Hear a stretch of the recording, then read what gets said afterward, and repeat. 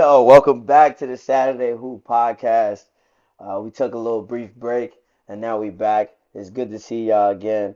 We got a special guest for you today. I had to switch it up.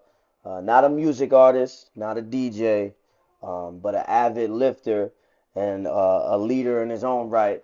My man Matt Cole. Nice to see It's you good to be again. here. Thanks for having me. Yes, sir. Matt, I just want you to go through, with the Saturday Who fans. Tell them, where you from, what, how you came up a little bit, and what you're about today. Okay. Well, I was born and raised in a small city in Southern Oregon. It's called Grants Pass.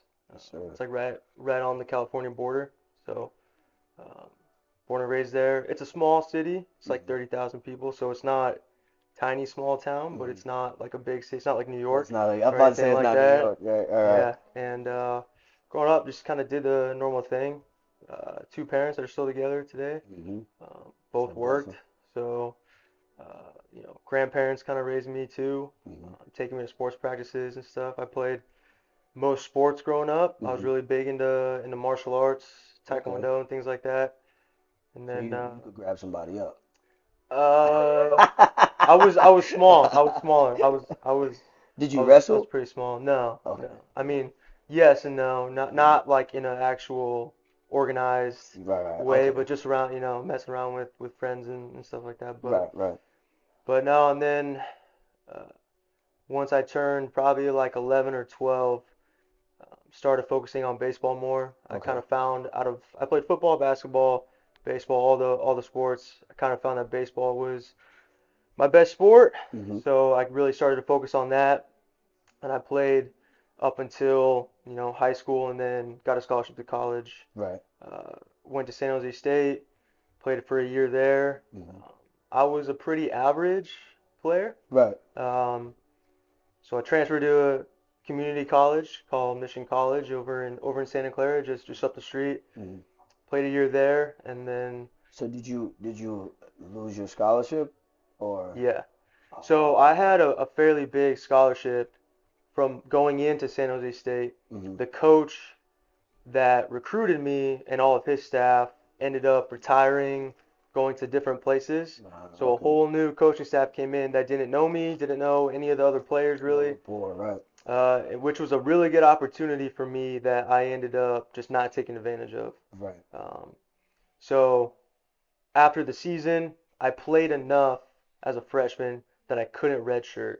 So Right. I basically burned a year of eligibility. Hmm. So then after that, I went into summer meetings, right? So after the season's over, Hmm. everybody kind of meets with the coach and they kind of talk about like, hey, we're going to increase your scholarship, we're going to keep your scholarship, or we're going Right. to do that. And the coach pretty much told me like, hey, we're Not like keeping you. this just isn't the place for you, Right. which I Yeah. I, I agreed with. Hmm. It was just hard to swallow So swallow my did pride. did you feel like I'm gonna go down a little rabbit hole because I think there's a lesson in this for the people watching. Did you feel like when you got the scholarship you may have been up here and then you getting released was right here, or did you feel like it was your time to move on? Was it a calling for you, or was it a more of a disappointment thing? What was you going through your mind at the time? So part of it was when I was getting recruited, I didn't have a long recruitment process. Right. Normally, typically when guys or girls are getting recruited, right? It's a fairly schools have kind of been looking at you for a while. Hmm. There's a lot of schools that are kind of interested in you, and there's pretty strict guidelines like the NCAA, but there's ways that schools kind of talk to you and show their interest. Right. San Jose State was pretty quick. They came to a fall game, Right. so we have a fall season, kind of Hmm. like a preseason for us. Hmm. Came to a fall game. I had a really good game. They came to another one the next day. I had an even better game, Right. and they were pretty much ready to offer me a scholarship after that.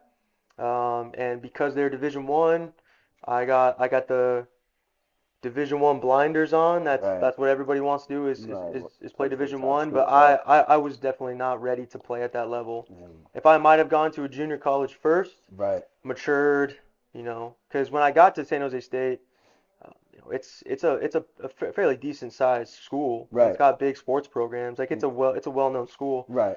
Um, so you're playing well-known teams, Right. Stanford, Arizona, Hmm. that are like, when you're a seven, because I was 17 when I first went to college. Yeah. You're playing against, they're only, they may be 20, but that's a big maturity Right. difference. Right. You young. So I just didn't have the maturity. I just thought I was, second coming to Jesus Right. on the baseball field, but Hmm. I was definitely average. Hmm. But so yeah, it definitely was. I had to earn it or learn it the hard way. Hmm. But it was a lesson for me that, um, coming from a small city, I was Yeah. kind of known as the baseball player. Hmm. So now you go to a big school where everybody on that team is the guy, Hmm. um, and it was just hard for me to accept that. Right. So I had to accept it because if I wanted to keep playing baseball, because I was not going to get the opportunity to keep playing at San Jose State. So then going to a junior college, I think really matured me, Hmm. because you're also playing with guys that probably could be playing at a higher level, but they may not have gotten recruited. Hmm. Maybe they come from a small school where it's the level of competition has a big impact on how you get recruited. Right. You could be the best player at, a tiny, tiny high school, Right. or school, and scouts are just going to kind of look at what you're playing against Right. Right. and kind of Because if judge you they're not based a on that. challenge, then these Yeah, guys are at this next level is probably going to eat you alive. yeah, Like you're the best exactly. just for this level. You're not Yeah, the best for all the yeah. levels. And there is a huge difference Right. between a good high school player and a good collegiate Division I player, and then Right. even, moving on, because there's so many factors that go into it. Hmm. And then I ended up moving on to a small Division II, West Texas A&M Hmm. after that, and I was a pretty good Division II player, Right. um, but obviously not good enough to play at the next level. Otherwise, You being humble, or I or wouldn't be you? here. No, no, no, no. Okay. It Okay. is it's hard. Right. People have I can I imagine. mean, we talk about this all the time. Hmm. People have skewed perspectives on things. Hmm.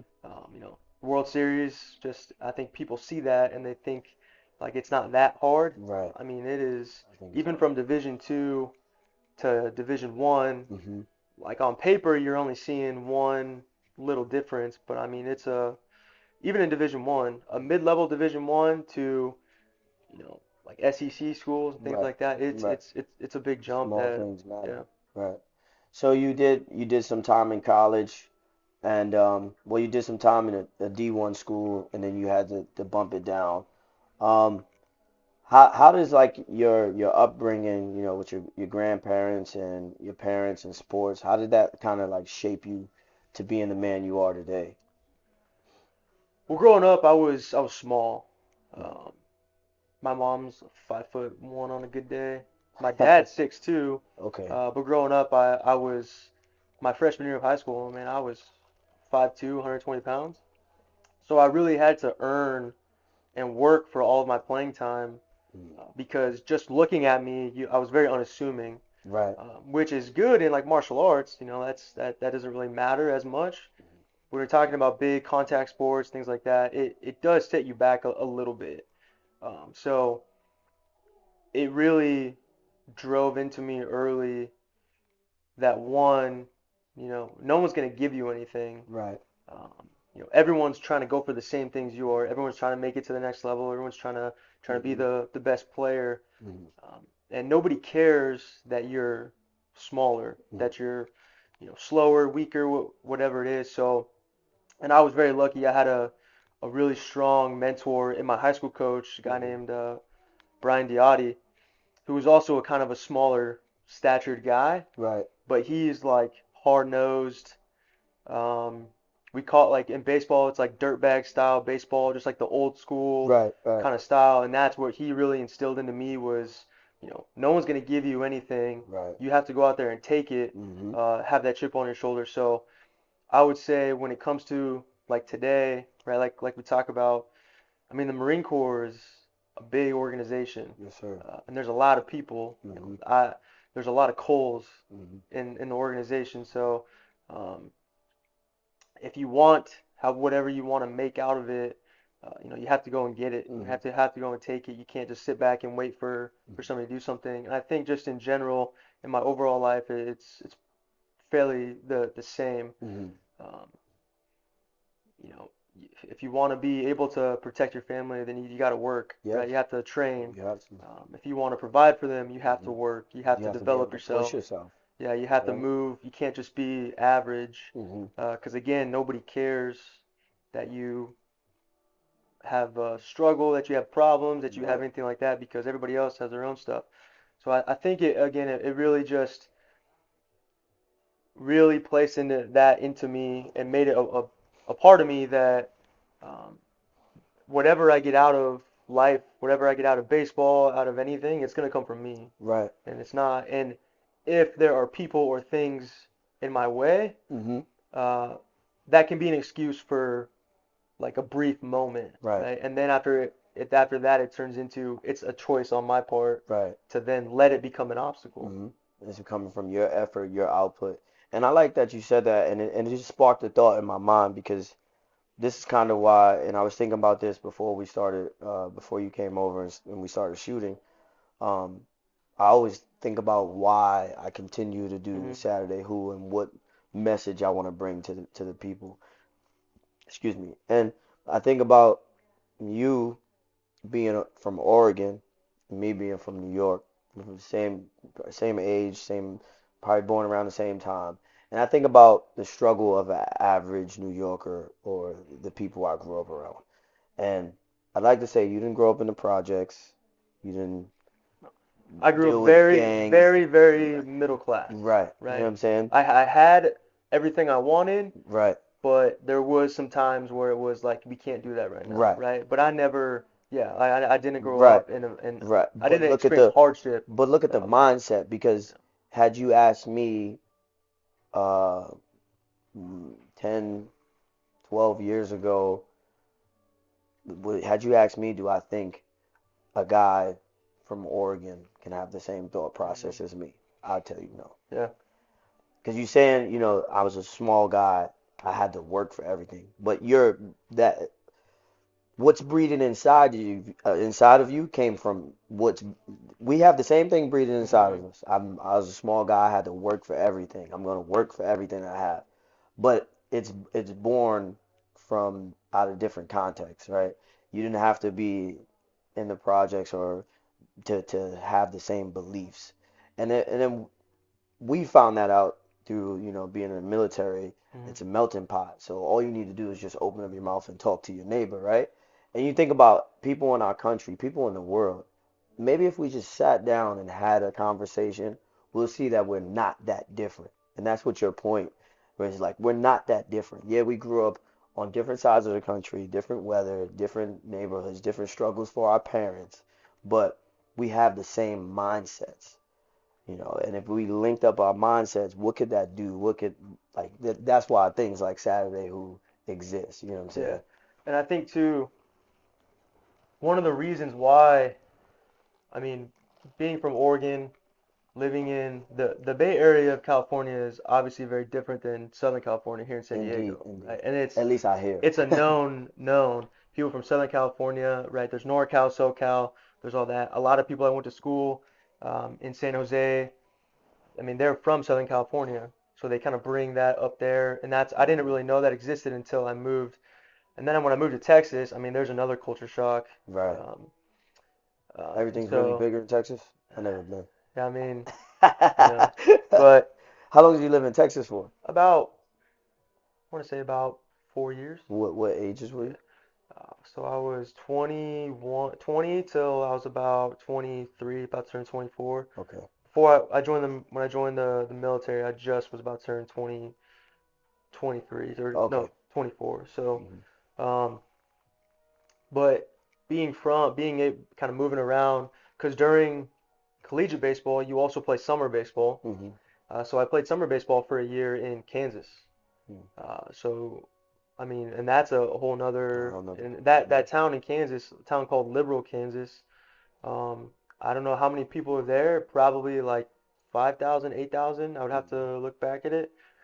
Um, but again, very, very small. Right. Canyon, Texas, where West Texas A&M is, just outside of Amarillo, has probably about 10,000 people in it too. Right. Maybe some more, just off the top of my head. But obviously, talking to people from Texas, Hmm. talking to people in California, like it's just different. Different So moving mindset. around Hmm. a good amount, um, I was able to quickly kind of adjust and be able to just talk to people because I think that's all it is, right? Right. It's just experiences. Right. So yeah, we don't have the same. I would not sit here and try and tell you I know what it's like to grow up in your situation. Right. Right. Um, but I could at least in my mind be able to kind of think like, well, I've at least experienced something similar, Right. right? Maybe not at the same level, maybe not the same consistency, Right. but it's the same emotion, right? Because Hmm. that's really all it is, right? Right. It's your reaction But to you could tell those. me what hard work is, Yeah. and you can tell me what persevering through, pushing through, hard times is, right? Like I would never thought that you had the D1 and then you had to drop to. You can still share those things with me because I'm gonna go through hard times too. You Hmm. know what I'm saying? People just we just tend to get caught up on where we from or what our story. Our Hmm. story, and not to sound like a mean guy, but it's real. Your story is only relative to you, right? Hmm. But the lessons you get from the things you've been through is what impacts and helps. Um, and you're traveling around definitely probably made you more equipped to impact and help different diverse groups of people. So, The situations that you were put in hmm. growing up, I was not put in those same situations. Right. But everything is relative, right? Hmm. So it's your emotion and your reaction to that specific situation. Right. People have the same reaction and emotion to different situations. So we're not relating the specific scenario or Right. situation. We're relating how we felt, how we Right. reacted to it. Right. And that's what I think really people are missing and what the military does really well is because it puts us in the same Right. situation, right? Hmm. Whether it be on the depot, out in the field, in training, whatever it is, that we can talk about the other experiences. Hmm. And that's where we understand that, like, somebody from New York can relate to somebody from From Oregon. Oregon, right? Right. Who's, again, not like, I grew up in the suburbs. Right. I had to, like, again, I went to a small private school growing up, Hmm. like, and then I just went to normal public school. Hmm. Grants Pass is not known obviously for having big crime and all that stuff like Right. that. Like it's just not Right. the same. Right. Um, it's very much like small town type feel. Everybody kind of knows you, especially if Right. you play high school sports. Hmm. So, but when we start talking about, whether it's during hikes, we're in the trenches, Right. right, things like And we that. start relating these things. Yeah, and that's where where we connect, not, Right. because Not what. when you start talking about your childhood when you were with Lima, Yeah. I mean, like in my mind, I'm thinking like I have no idea how that feels. Yeah. Yeah. I We just spoke don't. about that I just too. don't. Right. But then you start talking about how that affects you now, Right. and it's okay. Well, I can relate to you now. Right. I couldn't have related to you 12 years ago, Right. probably, Right. And it's just or growing up. right. I think when you stop looking for uh and I think unfortunately it's harder for some than it is for others, but when you stop looking for the people that look like you, Mm, and I don't mean like black, white, or just when you stop, just the way maybe the way they speak, or at some point in my life I stopped looking for people that sound like they were from the East Coast or they sound like they're from New York because I want to know what the other side of my country has to offer. I want to know what the Midwest has to offer. I want to know the experiences of other people. I think when you stop putting when you stop coming around what you're used to is when you get the things that you need to get. Because like here I am, I'm working with a man from Oregon, two different childhoods, and I've gotten the same advice or I've gotten the same lessons and had the mm, same quality of conversations that I would with a man from New York. or a woman from Florida. You know what I'm saying? So I think it's just a mindset of the individual. But I know we went down a rabbit hole, but I like to like kind of grasp those type of things because it's things within our story is why I have guests come on here to relate to the world, not just the guy from Oregon watching this, be like, yes, Oregon's on Saturday. Who? Nah, Yeah, you know yeah. what I'm saying? Somebody from New York is looking at you and saying, I was a D1 baseball player. There's a lot of baseball players in Yeah. New York. I have a Yeah. lot of friends, Yeah. um, and they probably got dropped from a school or they couldn't meet the mark. Now they're learning from you. You know what I'm saying? And they probably don't even know Oregon exists. They couldn't tell you a town in Oregon. You know what I'm saying? Yeah. So Yeah. um, I find it interesting. And so we speak about your upbringing, the sports, and the diverse cultures you've been around. Um, do you think that because you're a girl dad, new dad here, right? Um, do you think that your experiences in life so far, when you found out you were gonna be a new dad, you think like I'm prepared for this? What would you think when you? I mean, I don't think anybody says they're prepared. Hmm. Um, we knew early on too. We wanted to know right away what if it was gonna be a boy or a girl. Hmm. Um, and when we found out it was gonna be a girl, that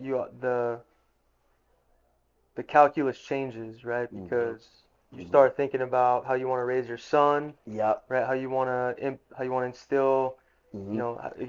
if you're gonna see yourself in them.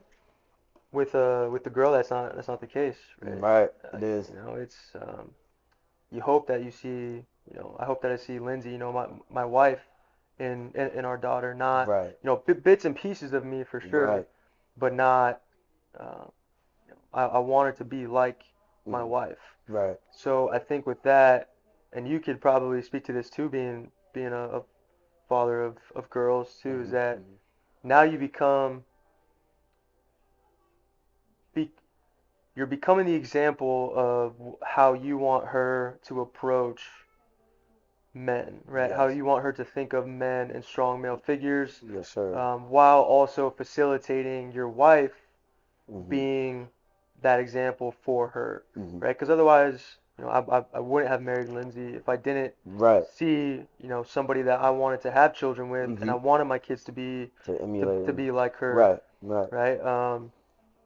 And it's definitely scarier thinking about how the world is now, kind of where the world is, how it's changing, and but it also makes you aware. Right. It makes you very, very cognizant of what is going on and Right. like what's happening in the culture.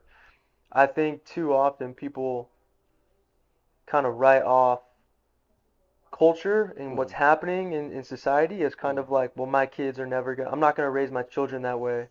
Hmm. Inevitably, your kids are gonna interact with the outside world. You Right. you can't stop it, You can't. and you shouldn't. Hmm.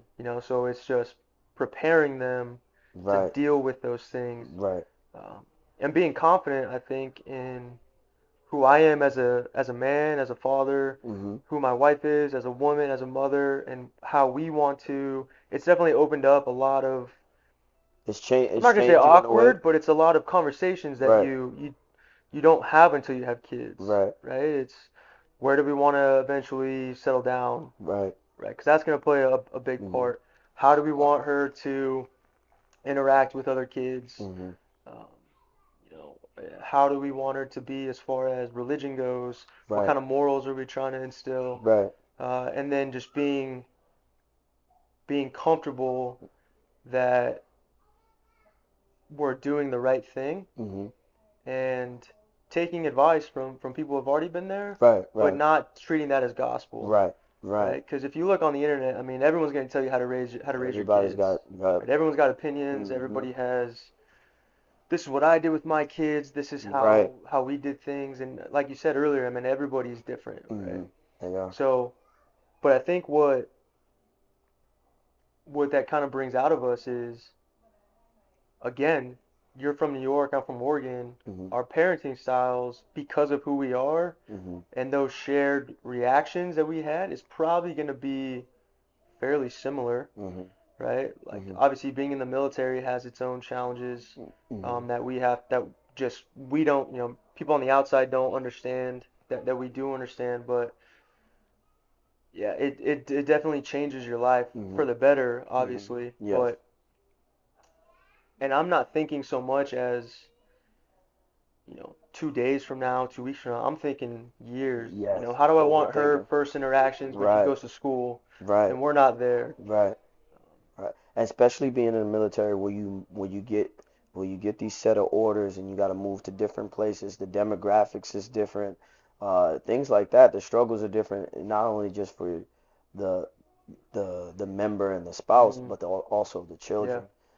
So uh, we're making our way to Georgia, and the part of Georgia we're going to, I do look at the racial demographics. Hmm. I do look at what the political nature is in that part of the state because it's gonna affect our children in Hmm. a way. So, and then you brought up the Oregon and New York situation, and I think this is where the conversation becomes important, between two people just in general, not just us, because I came up a certain way in New York, and I remember joining the military, and I remember asking when I was 18, 19, and I remember asking um, my coworkers that are the same age as me from different states, you grew up with your mom and dad in the house? And like, yeah, like your dad and your mom. Yeah. What was that like? Yeah. So like this is where the conversation becomes important because now I'm not going to take it for gospel, but there's something you have that I don't. Hmm. So am I humble enough to get that experience so I can create that experience for the ones I've created? Yeah. Right? So I think it's definitely having children is a big eye opener. And my wife and I were looking for houses now, and she always reverts back to, you know, I tell her, hey, this is our first home and it's not our forever home. But she always thinks about what type of home Hmm. can the kids come when they Yeah. have their kids, like what's it gonna be like? We agree that we want to end up wherever we end up, we want to end up being able to afford a big home where Hmm. the kids want a vacation, they have their kids, they bring Yeah. their kids. And it's crazy because even though I'm sure you came up with big family gatherings, I came up with big family gatherings, and then I watched those gatherings go away. I Hmm. remember Thanksgiving at my grandmother's house. My grandparents had 11 kids. So I remember Thanksgiving at my grandma's house. There was one in specific where everybody was there. I can't remember any more of those Yeah. after that. You know what I'm saying? So it's very. It's funny that you mentioned that. I was just talking to my dad the other day, and uh, it was my grandma's birthday, and then the next day is my dad's birthday. And he went over to my cousin's house, and my cousin's house is what they used to have, like the biggest house where everybody would kind of come to have Thanksgiving, Christmas, and things like that. And he said the other day, like it was just four of us. Mhm. Like it's not, and I think part of that is just the natural cycle of life. Mhm. Kids grow up. Everybody moves We're around. not having as many kids, Mhm. so it's Right. not really, we're moving away. Because it Mhm. used to be able to stay in the same Mhm. kind of area. You wouldn't have unless you joined the military. Like, Right. would you have left New York, Right. right? So, but I think one of the points you made earlier is you're trying to create. So, you asking your coworkers like, what's it like growing up with your Mhm. mom and dad in the house? Mhm. You not having that still educates you and kind of shows you how you want to be with your kids. Right. And then somebody who did have that is also thinking the same thing, right? Because Right. I'm thinking of things that my dad did that maybe I think Mhm. I might do differently, or Mhm. things that I really liked. Mhm. So it's getting to the same end state that Mhm. you want to be there for your kids. Um, just like I do. Mhm. But the ways that we're getting there are a little bit different. Right. Right. So you being a leader in the military right now, I know right now you work in a place where there's more senior individuals, but when you get back to well, you have some very junior subordinates, but do you think having a daughter has kind of like maybe expanded or changed your leadership style or the techniques you use as a leader to guide those subordinates or even hold them accountable? Anything. I would I would say it's probably made me a little more patient, Hmm. uh, and it's made me more aware of my emotions at work because I mean, you could speak to this more than even I could, being a drill instructor. Hmm. Um, but being in that environment, you can't bring that home, Right. right? At all. Hmm. You Indeed. know, like uh, for me, it was always I would take probably like the drive home. Hmm. You know, is when I'm really decompressing. Hmm. And before you turn that car off and you walk in that front door, like you have to be dad. Hmm. Right? You can't be Staff Sergeant Wax or Hmm. the senior, the chief, Hmm. right? I can't be Captain Cole, you know what I mean? Like Hmm. you have to be dad. Right. Or even before I had kids, I had to just be Matt. I Right. had to be a husband. Right. Um, and so it's definitely made me more patient and aware of how I'm reacting to things, Right. even though it's very different. Right? The Marine Corps is not like raising a 6 month old.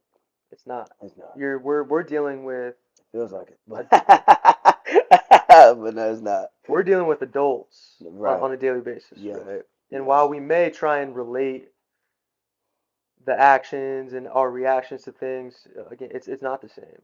Um, and so I think it's made me mature as a leader, um, and just aware of is how whether it's good or bad, um, whatever my Marines or the Marines that I'm working with, right? Because where we're at right now, I mean, you guys don't work for me. Right. We work together, Right. and it's not. And you guys do a lot of the heavy lifting, um, right? You guys make it enjoyable. Right. You Right. guys make it easier for me especially. Hmm. So I think it's definitely made me more sympathetic to you guys, Hmm. people that have kids, Right. and it Right. makes you aware of your time. Hmm. So when I see you guys out there at work, before I had a kid, um, and fortunately, I think a lot of young junior uh, or a lot of younger leaders kind of have this attitude, right? If I saw, you guys at work, and you didn't necessarily need to be there, Hmm. I would just think you're working. Hmm. You're working hard. Hmm. Now, if I see you guys at the schoolhouse and I know you guys will need to be there, Hmm. my reaction is, "What are you doing here? You need to go see, see your kids." Right. Right. Where I would say that stuff before, and I would kind of think like that, but now because I can personally relate to it, Right. Right. when I don't have to be there or need to be there, Hmm. I'm gonna spend that time with my daughter. Right. Even though she's only 6 months. It all That counts. Yeah, It all counts. and who knows, um, if you're gonna lose that time, right? Right. Like the only person that's gonna remember me working extra is gonna be her and my Hmm. wife. Hmm. It's not gonna be you or the other instructors. It's not gonna be my boss, Right. right? Yeah, for maybe a week or so, they may notice that I stayed late. Right. The only person that's really truly gonna remember is It's, gonna be it's is the is one gonna be who's Layla. affected. Right. Hmm. So Hmm. I think that's how it's probably shifted, and it's just made me realize some things that uh, I think as a leader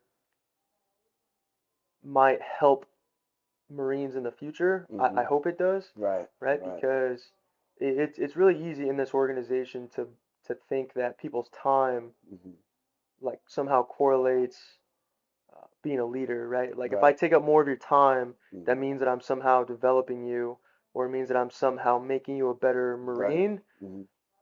When part about being a Marine is being a good person. Hmm. That's what we honor Yeah. Christian man. I agree. That's all we care. That's I really agree. what we care about is your character. Hmm. Your proficiency and your competency comes after that, Right. right? Like the one thing that you're trying to instill into recruits, right? It's Hmm. core values. Hmm. That's it. Hmm. If you could walk away from a cycle having just instilled Hmm. core values and being a good person into your Hmm. recruits, and now you're Marines, then you guys walk away Hmm. happy. Because Right? once I change your mindset, not even once I change your mindset, because I can introduce you to a new thought process. But once you agree to change your mindset off of what I've given you, or, then that's you're gonna it's gonna shift from there, right? And Like people yeah, go read the David Goggins books, and then they start training for marathons, yeah, right? That's what we want. I shouldn't have to tie a rope to you and then tie a rope to me and then go run and yeah. then you start running marathons Right. off of that, right? And with that too, right? Like I think oftentimes we forget we use this phrase a lot that we're looking out for the institution, Hmm. right? And I know we've talked about this a lot, right? But the institution is made up of people. Yeah, So you look after runs the off of institution by people, looking after looking people. after the And people. sometimes that does mean you require them to stay late, to Hmm. work extra, It does. to take time away from their families. Hmm. But sometimes that also requires you as that first line of defense, that right, Taking action that step to take leader care of them. to tell you like go home, Hmm. right? It's okay. Hmm. Like you're not a bad Marine if Hmm. you want to go spend, if you want to go beat traffic today on a Hmm. Friday to go meet up with your kids and go have dinner with your family. Hmm. Right? That doesn't make you a bad Marine. It Hmm. makes you a good father. It makes you a good person. Hmm. And then in the long run, it's gonna allow you, it's going to allow you the it's going to give you that energy to Hmm. want to stay in, Right. right? Because Right. I have a lot of peers that are out now. Right. A lot of people that I thought were going to do 20 years, Hmm. and they just get tired. They get burnt out. Yeah, and Hmm. it's not their fault. Um, I could speak from personal experience, right? Too, like, you know, junior officers get wore out a lot too, Yeah, and we but just kind of take it hmm because we just think that it's a that's part of the yeah, plan, it's right? it's part of Part of the growth. yeah, and I can tell you right now, right, that like while I care a lot about the Marine Corps, I care a lot about the organization. Hmm. My family's always going to come first, Right. and if that makes me a bad Marine, a bad leader, Hmm. right? Like then so be it. Hmm. But at the end of the day, like, and again, I view you guys though as part of my family Hmm. too, right? Like we have a very good thing right now Right. with where we're at. Right. Right. Indeed. So, but that can't happen if we're not taking care of each other in Right. that way, Right. right? Like you won't feel like we truly know each other, like we truly care about each other. Right. If I'm telling you every day, I need you to stay late just because, Right. right? Like that, like Hmm. if you want a good evaluation, you need to stay late, Right. right? Right. So yeah, if that makes us not as great, Hmm. well then so be it. Hmm. The Marine Corps is going to be around for a while, Right. right? And Right. It's it's been been around for a around for a while. while, Right. And right? and that's what I tell some of the students that I have. That's what I've been telling the students for the past year. It's like your job is to do it better than the generation Hmm. before you. So the job we do is heavy on time. It's taking away your time from your family, from things that you do to keep yourself grounded. You're giving a lot of time to the organization. And it's fine. We understand that when we sign up for it. Um, but how can we do it different? How can we make strong, great future leaders for the organization and still get the accolades and that come with the job, and then still raise a great family, be active as we can be as parents. How can change the narrative? How can we change the narrative? And that's my challenge to the future Hmm. generation of Marines that take our place, doing what we do. So I think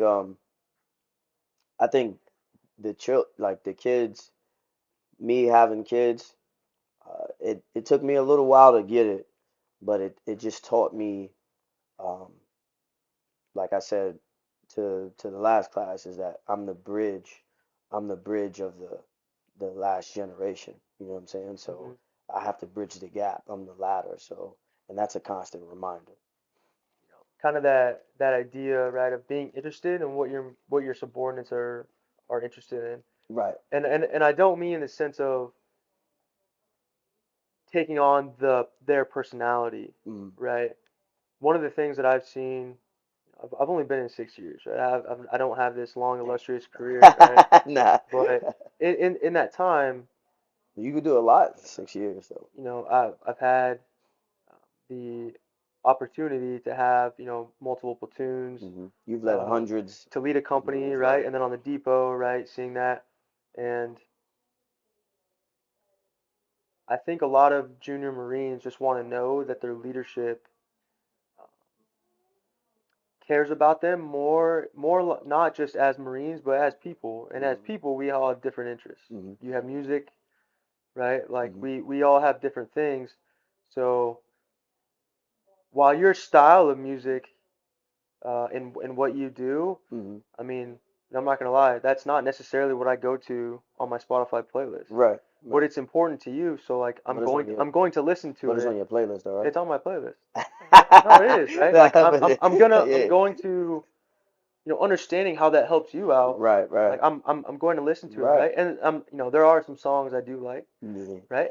But it's just not the first thing I go to, right? When Right, I'm right, lifting, when I'm doing things like that. right. But you understand that it's important to you Mhm, and it's helping you out, mhm.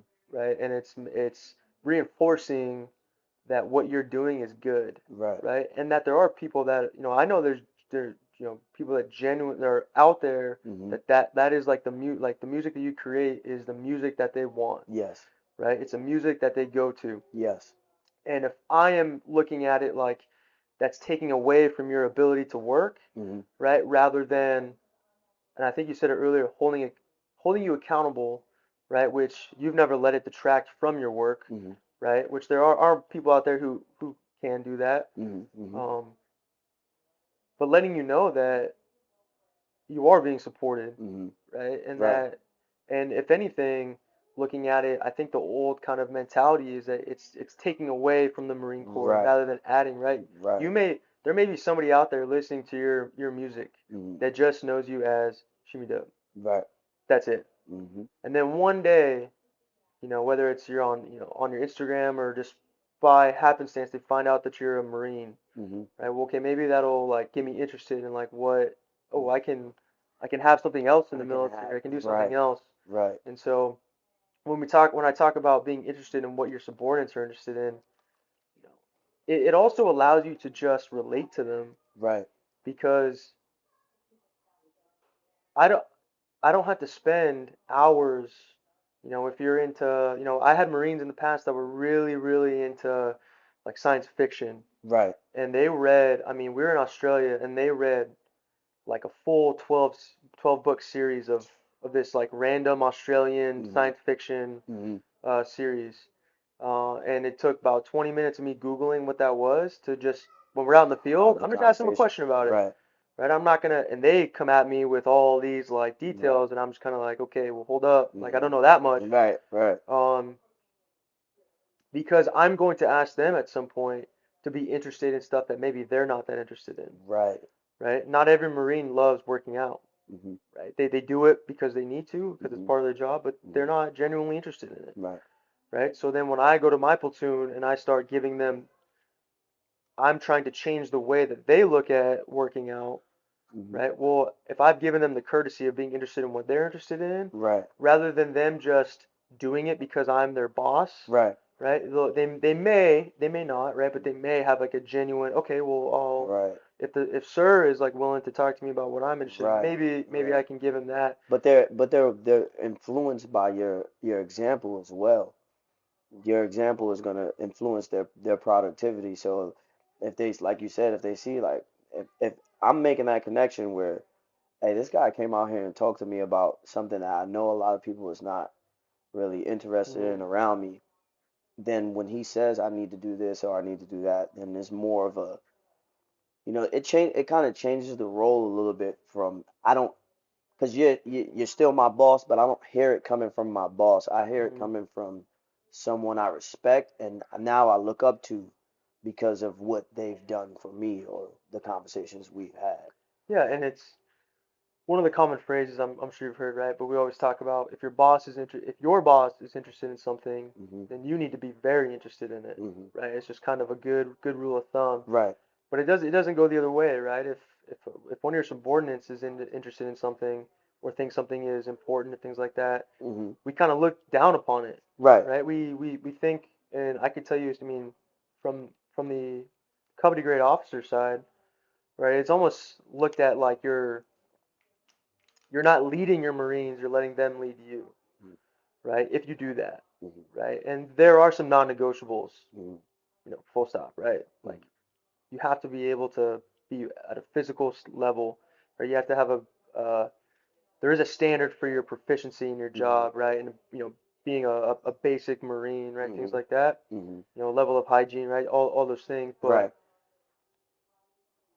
but there has to be some give and take. Mm-hmm. And I think the platoon where I really struggled with that in my first platoon Mm-hmm. is I was just my attitude on how I was going to lead these guys Mm-hmm. was very much just I know what's best. Right. But when you look back at it, I mean, I was 23 years old. Right. Most of my Marines were 23, Mm-hmm. right? So I may know more doctrine. Mm-hmm. I may be able to quote a book better Mm-hmm. than they can, Mm-hmm. but they had more experience in the Marine Corps than I did. Right. Um, they were trained, right? I was educated. It's like the kind of Mm-hmm. the difference, right? Mm-hmm. We talk about, but I really took away from that first platoon their ability to. I didn't give them commander's intent. I just told them what to do, Right. right? And then my second platoon is when I kind of saw what they kind of forced me to, just because of the guys that they were, Mm-hmm. right? Very, very, very strong-headed and things like that, which was good for me because it made me realize that they can contribute to this platoon. Right. They're not just part of this platoon, right? They Right. are the platoon. Right. There's 40 of them or however many, and there's one of me. Right. Um, so realistically, it's my job to get them to want to do the Right. job, right? It's Right. not the other way around, Mm-hmm. right? And I think where we're at right now, why we have a good thing going is because our boss Mm-hmm. that has that same mindset. Right. Right? It's Right. you don't owe me anything, Right. right? I owe you Mm-hmm. every day earning your trust, earning your respect, and then because of that, right, the result of that is going to be, well, then we're going to want to work for you, Right. right? We're going to want to do the job Right. for When we you. work as a collective is different. What do you think stops leaders from connecting with the younger generations, the subordinates that they have coming up behind them? So not in the sense of you being the 23-year-old lieutenant with 23-year-old 23-year-old junior Marines, you as a 30-year-old man when you have 18, 19-year-olds, what do you think it stops that stops some leaders from connecting and having that bond with them, or influencing them, or having the ability to influence them? I won't say a bond. I think it's ego, Mm. you know, just I think a lot of times if you think like historically the officer enlisted, right, and the leader to subordinate, um, you guys are, I mean, you already have your associate's degree Mm-hmm. and you're trying to get your bachelor's, right? Mm-hmm. There are Marines out there that are have their have masters, Mm-hmm. right? I don't have a master's degree, um, and so the ego is probably the first and hardest thing to get over Mm-hmm. because from day one at OCS, you're trying to be a leader. You're not getting evaluated on trying to become a Marine. You're trying to Right. become a Marine officer, right? A Marine Right. leader. So from day one, you're getting reinforced to you that You're in like you're the charge. man, Right. like, you're the one that's in charge. Right. Um, and I think just because of the difference in experience, Mm-hmm. um, I have experience working in the civilian sector prior to the Marine Corps, Mm-hmm. and trying to get people to do things that they don't want to do Mm-hmm. is a challenge, Mm-hmm. and that's a lot of what we do, right? Mm-hmm. Is because it is hard, it is time consuming, Mm-hmm. and many people don't want to do it. Mm-hmm. So I think that's the first thing is ego, Mm-hmm. and then I think the second thing is just like I said, like not not being able to expand Mhm. and kind of start morphing your interest into what your Marines are interested in, Mhm. right? Because that's really what we all have what we all have in common is that we wear the same uniform, right? We're Right. all Marines. Right. We already have that part down, Right. right? Right. Like even though your boot camp experience, my OCS experience, while very different, is still similar, Right. right? We still put on the same uniform, Yes, right? sir. Mhm. So that's not it, Mhm. right? The obstacle is all that other stuff. Mhm. And I think, like you said earlier, a lot of junior Marines and leaders have more in common than they actually realize. Right. But Mhm. they just don't want to. They're not talking. Mhm. They don't want to admit it, right? There's because of the nature of the military, and Mhm. you call me sir, Mhm. right? That's a natural. That is an immediate barrier between us. Mhm. That you can't just call me Matt Mhm. at work, Mhm. right? And even off of work, right? I'm Mhm. still gonna call you Staff Sergeant Waxter, Right. and you're still Right. gonna call me sir, Even when I want you to right? call me Sheemie Dubb. Right, right. Even, But yeah. but that just creates a natural. Mhm. Because let's say we have when we go have a barbecue, Right. you're not gonna call me Matt, Mhm. right? And if you do, there's gonna be that part inside you that's like, "Damn, that was weird, Yeah. right? Like I don't like that, Mhm. right? And there's gonna be part of me where it's like, well, he actually finally called me by my first name. I don't know if I like that either, Right. right? Like it's just kind of weird. And then the next day at work, it's kind of there's this Mhm. weird dynamic Right. again. So Right. I think if uh, a lot of leaders, specifically at my level, I'm not going to talk about I'm not talking about higher levels of Right. Right. leadership Right. because Right. it has its own stuff. Right. It's But his own where I'm at business. right now and the kind Mhm. of level that we're at together is I'm not training you or teaching you how to do your job, Right. right? So I have to find a new avenue, a new inlet on how to, because my job is to still train, mentor, and develop you, right? Indeed. That is my billet description, Indeed. part of it, right? Is to Right. try and make you a better staff and CO, a better person, Right. and that's tough. Mhm. Like we said, we talked about earlier, like it's hard because you guys are at a level Right. where you're already doing a lot of this stuff, Right. and so I can't go to the pubs. Right. I might be able to find a little thing in doctrine somewhere Mhm. where I think you could be better, but I got to find a different way, Right. a different approach. And a Mhm. lot of times that comes to the personal side. Mhm. And so I think a lot of junior officers specifically have trouble Mhm. removing themselves from that part, Right. right? Because Indeed. we don't want to fail you on your Mhm. professional side, on the Mhm. professional side. Right. But my hope is that maybe based off my example at Mhm. work, Right. that's enough Mhm. to get you interested in reading more doctrine or Right. reading Marine Corps history, right? Things like Right. that on how to Right. be a better Marine leader, Right. you know.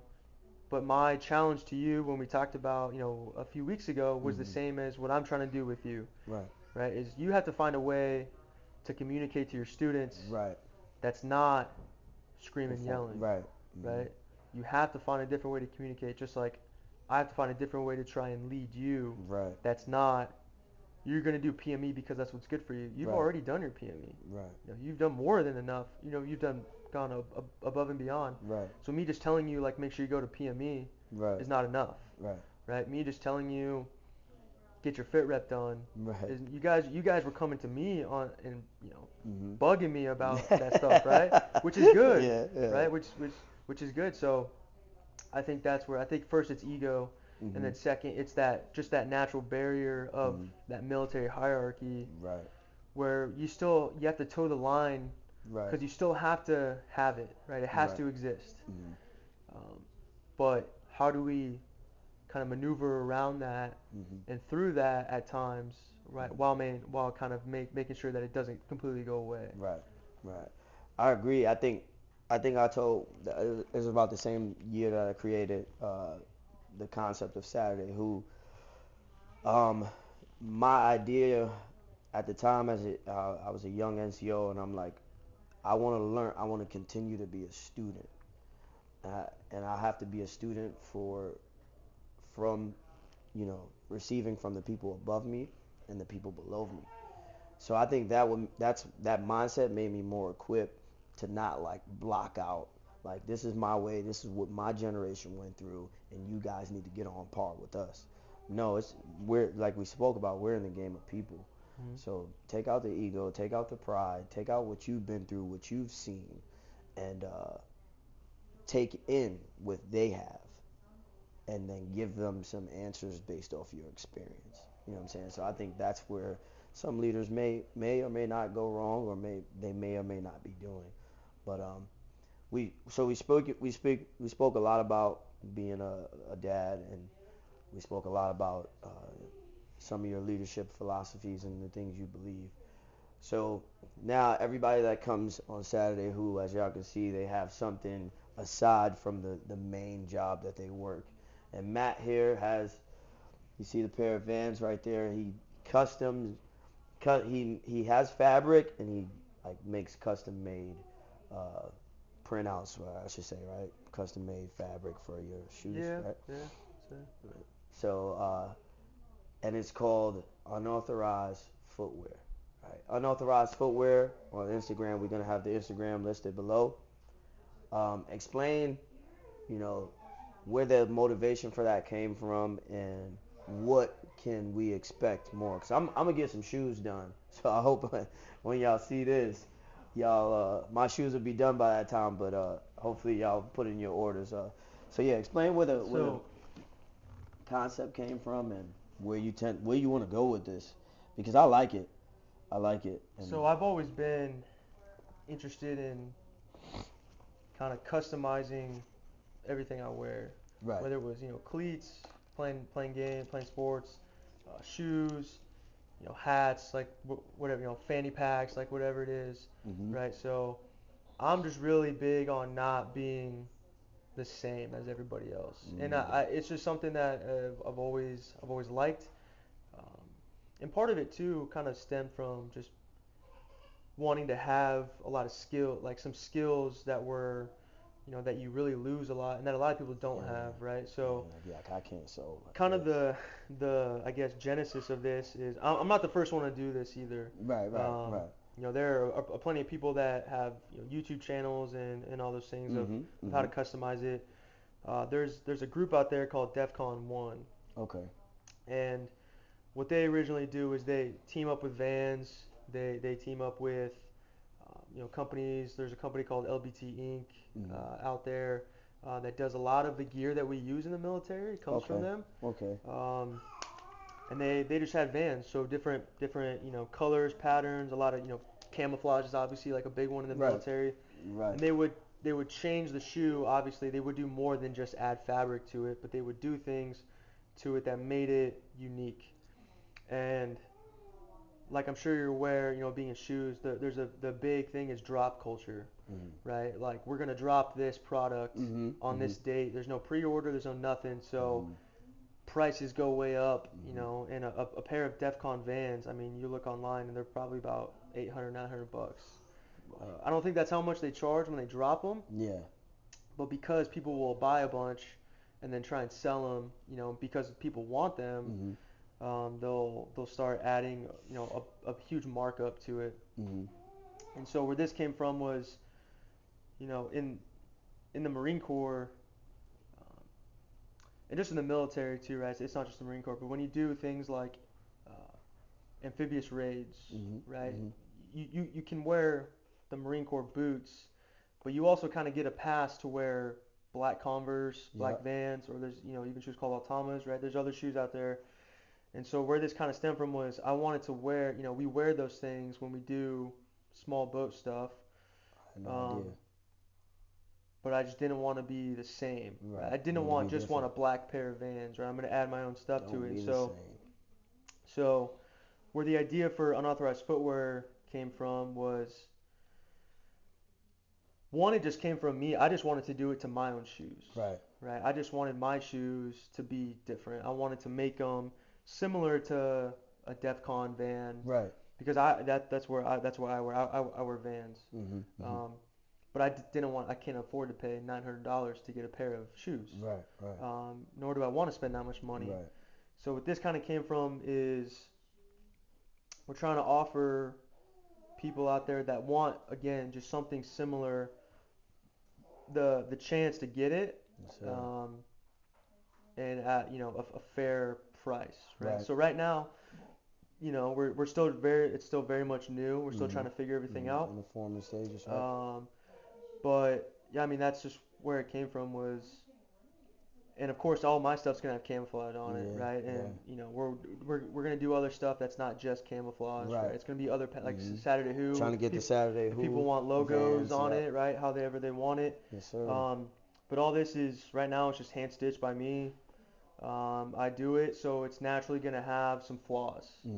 And I don't think there's anything wrong with that. And I say that just because, I'm not going to be perfect with them. There's going to be little cuts. There's going to be little things. The stitch isn't going to be exactly lined up. It's not going to be machined and look perfect.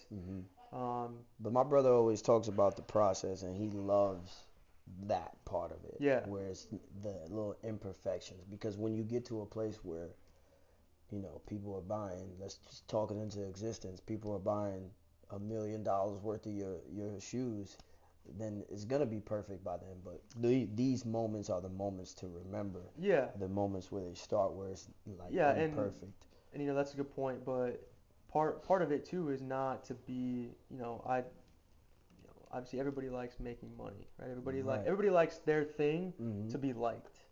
For other people to want that thing. Yep. So while that would obviously be good. That's I don't think that's something that we're ever gonna really go away from, right? Is right now there's a few people that are interested and want to do something. And again, it's just me doing it by hand. So it takes time, it takes effort, right? It takes all those things, and there will be inconsistency in it. And I think that's what makes it meaningful. That's what we're trying to really get at, right? Is that when you're walking around and somebody just sees your shoes and they're like, not even like Saturday Who, but they're like, where did you get those? Right? And you're just like, oh, it's this thing, Unauthorized Footwear, or hey, it's my own thing, right? Like Saturday Who, like what's that? It's my podcast, right? It's not some big thing, right? It's like this is just what I'm interested in, and if people are interested in it, then that's cool. And like I said, that it gives you some validation. But if they're not, then that's fine too. Right. If people want to spend a lot of money on shoes, which people do, they do. Then so be it, right? I'm not gonna try and persuade him to not do it. I'm not gonna try and sell my stuff. We're we obviously just launched this stuff, right? And we're I don't know how to run a business. Right. I didn't go to business school. I don't. Right. We're very much just trying to figure it out. I'm trying to ask people. So I agree. Right. I agree. But there's something about that authenticity about it, and that making mistakes. Like I said, the first pair of shoes that I did, I mean, I messed them up real bad. So much that I just threw them away. Right. I didn't even want to look at them because to me it was like that failure. Right. But now, looking at it is like, I mean, I learned a lot of lessons from just one pair of shoes. Right. Not just about the process of putting the fabric, getting it to stay on, right, stitching it, but also about like the time it takes, my own patience with it. Do I want to do this to, do I think I can do this for other people? So yeah, that's just where that sounds like the same thought process I went through with music. Yeah, right. Like you're gonna test stuff out. You're gonna, but at the end of the day, the best validation, right, which is what we're seeking. I got is these ones that I have on right now. I really like those too. Yeah. We were at a Subaru dealership getting our car serviced, and this random lady just came up and said, "I've been Googling and trying to find those shoes. Like, where did you get them?" And I just told her like, "Oh, I just made them." Right? And there was kind of a look on her face of like a little bit of disappointment, because that means that like I don't know who this person is. Like, she's not gonna ask me like, you mind doing a pair for me? Right. But then it was kind of a moment of, she was like, "Oh, that's really cool." Yeah, that's right now, like, because I wear Vans, it's kind of the thing I'm kind of going with. And this is not, again, I don't know business. Like, we're not trying to steal Vans. We're not trying to rip off anybody. We're just trying to, hey, if you want somebody to add some stuff, and a lot of this stuff is not, it's not complicated, right? It takes time, and it just takes a little bit of practice to get you. Like, anybody could do this. I'm not offering a service that is some unobtainium Right. to somebody, right? Right. Like it just takes, somebody like music, right? Hmm. Like not It's, everybody has it's just like the people when talent, they but make their shirts and they stamp. yeah, A lot of people has their own. people add their own flair to Hmm. everything, Hmm. to everything and stuff. And so it just kind of came with, we're gonna give it a shot and see if enough people are interested in, more than just, you Hmm. guys, because for you Hmm. guys, it's not business, right? I'm Hmm. just trying to give you guys something that you Yes, guys sir. want, but if enough people are interested to get this thing going, then yeah, man. I mean,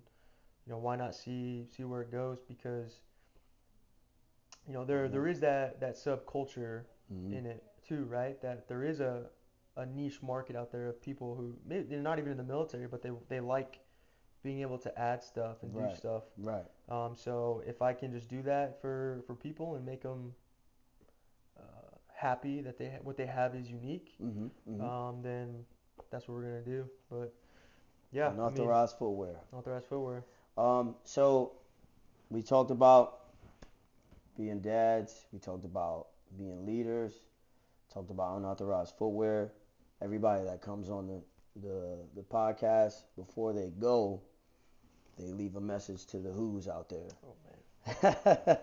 So if you could leave us with some parting words before we close out. Again, we appreciate you coming by.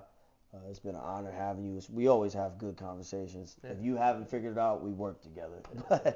But we always have good conversations, and it was good that you came and dropped some gems for the fans out there.